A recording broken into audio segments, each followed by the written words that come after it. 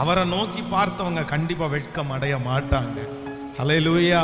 இந்த ஜெபத்திலே, இந்த ஆராதனையிலே, இந்த சத்தத்தை கேட்கிறவர்களுக்கு ஒருவேளை நீங்க நினைத்த இடத்திலிருந்தெல்லாம் உங்களுக்கு ஏமாற்றம் மட்டுமே வந்திருக்கலாம்.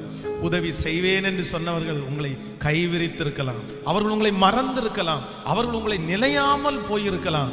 ஆனா நான் நம்புறேன், நீங்க சொன்ன ஜெபங்கள், நீங்க கர்த்தரிடத்துல ஜெபம் பண்ணது எல்லாத்தையும் கர்த்தர் மனதிலே வைத்திருக்கிறார், அவர் நினைவிலே வைத்திருக்கிறார், அவர் உன்னுடைய கண்ணீரை கணக்கிலே வைத்திருக்கிறார்.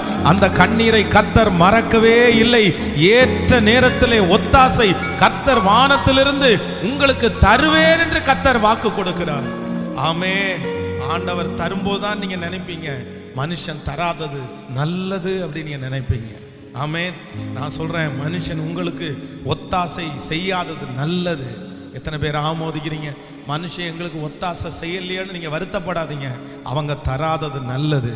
அவங்க தராம இருந்தாலும் கர்த்தர் நமக்கு எப்படி ஆகிலும் தருவார்.